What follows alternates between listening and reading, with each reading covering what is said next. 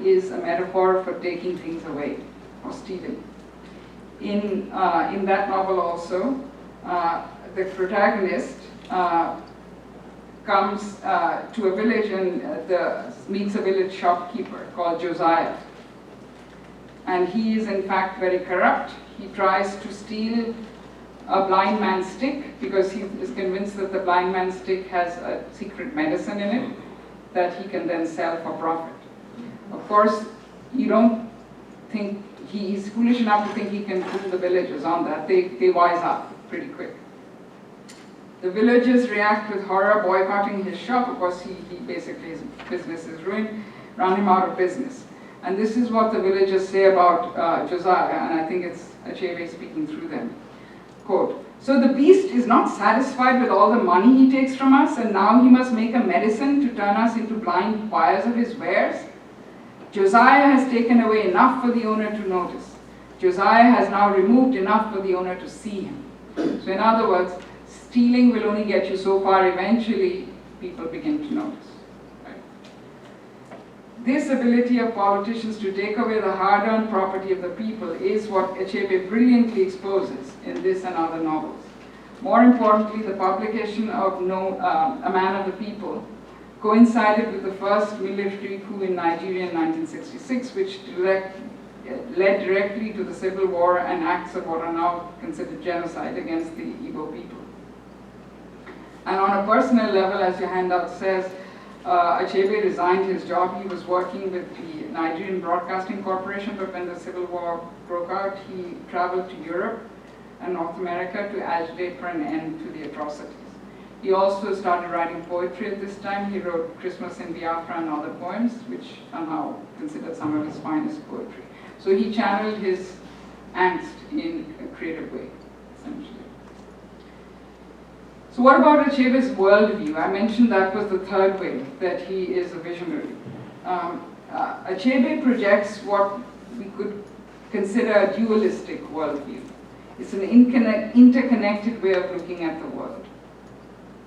In his essays, Achebe has said that his worldview is multiple. It's Igbo, it's Nigerian, it's African, it's black, and it's Christian. And he can reconcile all of those in his writing. In one of his essays, he describes his childhood as a time when, quote, "We lived at the crossroads of cultures. On one arm of the cross, we sang hymns and read the Bible night and day. On the other arm, my father's brother and his family offered food to idols." That was how it was supposed to be. So he reconciles. He says, I'm okay with that kind of contradiction. Achebe has described the Igbo view as a, quote, "dynamic world of movement and flux." His own view of art is a site of temporal differences. He describes what he called the vision of Igbo art this way, quote, "Igbo art is an arena for the interplay of forces. It's a dynamic world of movement and flux. In some cultures, an individual may worship one god or goddesses in the pantheon and pay scant attention to the rest. In the Igbo religion, such selectiveness would be unthinkable. All the people must placate all the gods all the time. For there is a cautionary proverb which states that even when a person has satisfied the deity Udo completely, he may be killed by Ogugu."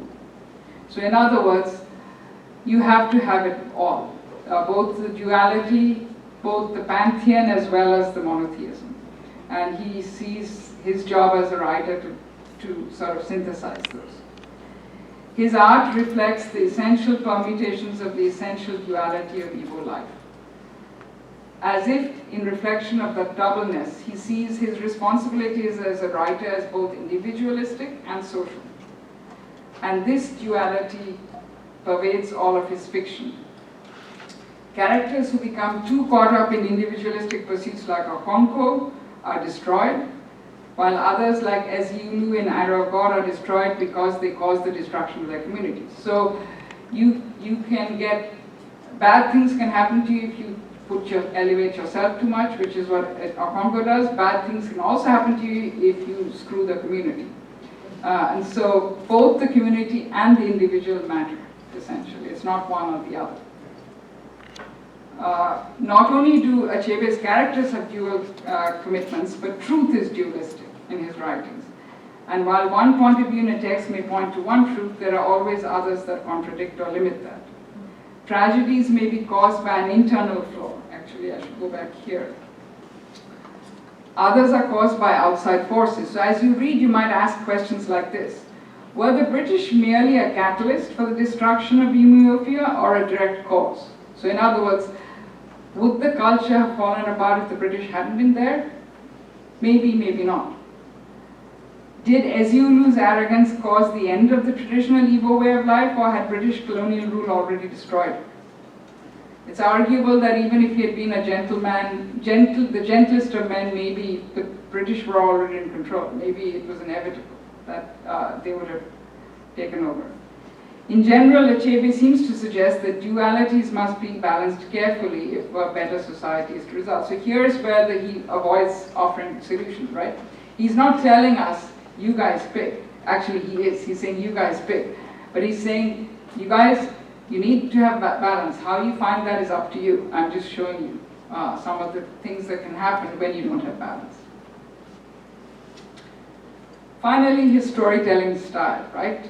In my opinion, is one of the most important and one of the reasons why he's one of the world's finest writers. Achebe, in my opinion, has changed the way the modern novel is written. And in doing so, he's fundamentally changed our ways of viewing and writing and storytelling. By this, I mean two things in particular.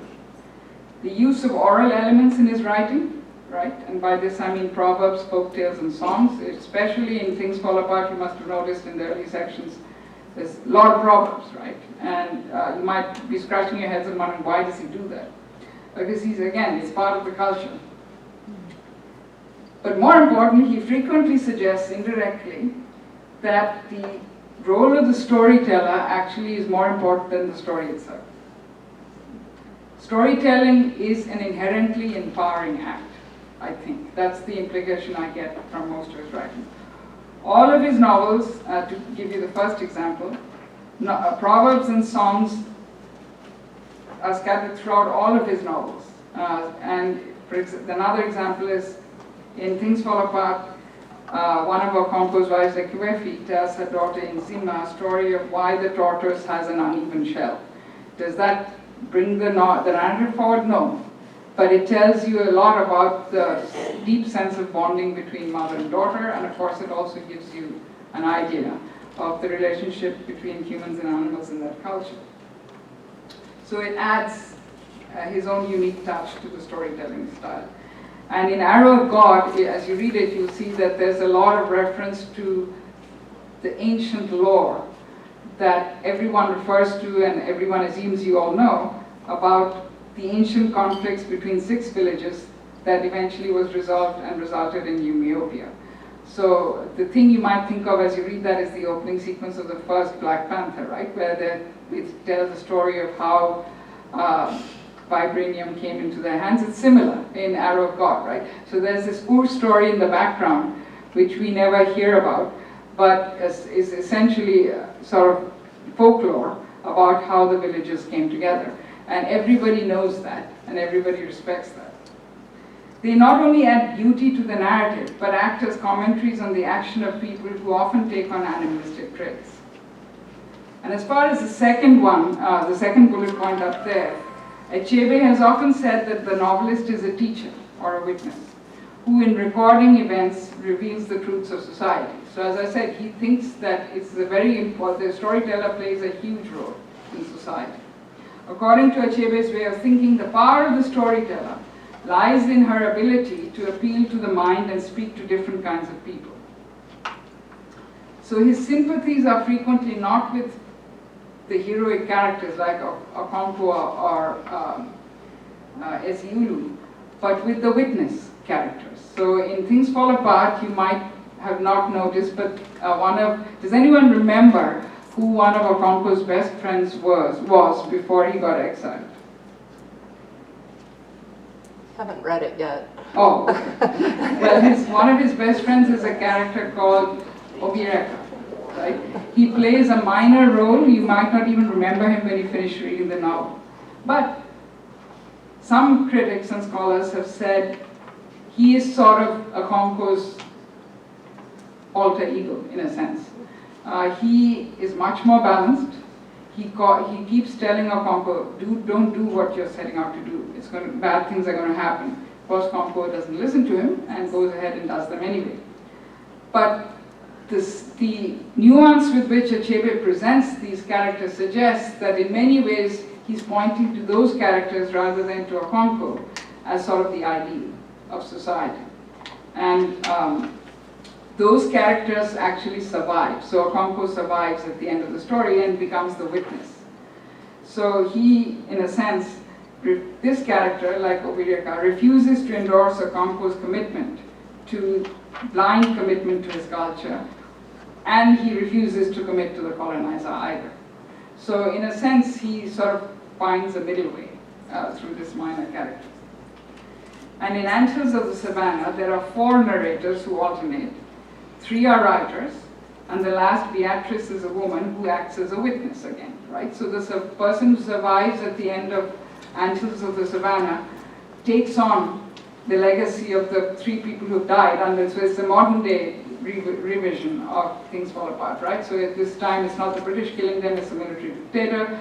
The men are arrogant and, yeah, I can take him on, and the woman is the one who survives, and she ends up acting as the witness who survives at the end. Before they die, however, all the narrators of that novel testify to how important storytelling is. Even the dictator realizes that, and he creates false narratives, right, to keep himself in power. One of his antagonists, Chris, is out on a mission to write the real history of the people, right, under the dictatorship. He dies in the process. The third protagonist, Ikem, constantly says storytellers are a threat because they threaten politicians. And then a village elder takes him aside. Remember, I started with this quote about writers not giving prescriptions. So in that same sequence, a village elder takes this young writer aside and says, look, that's all very well, but keep in mind that stories are everlasting because they remain after wars are over, and it's when you listen to the story that you learn not to make that same mistake again. So it's the storyteller and the story that becomes the most important. Through Beatrice, then, Achebe seems to be suggesting that while knowing your history is empowering, and what is said at the end is, like Achebe himself, committed to fulfilling a traditional role. So it's a griot. Does anyone know what the word griot means? Storyteller. Yes, so it's a traditional African story, itinerant storyteller, much like Homer was in ancient Greece, right? Went from village to village telling a story. So in many ways, I think Achebe takes on the persona of a modern day griot.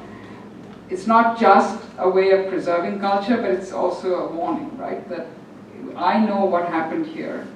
You guys listen to it and don't make the same mistake yourselves. So in that way, it's somewhat prophetic. And with that, I'll sort of conclude by saying that for these 4 reasons, I think Achebe is a visionary storyteller, and even though his main oeuvre is 4 novels, I think there is enough in all 5 of his, 5 novels. In those 5 novels, there's enough of his vision as a writer that has an impact on African literature today. Thank you very much.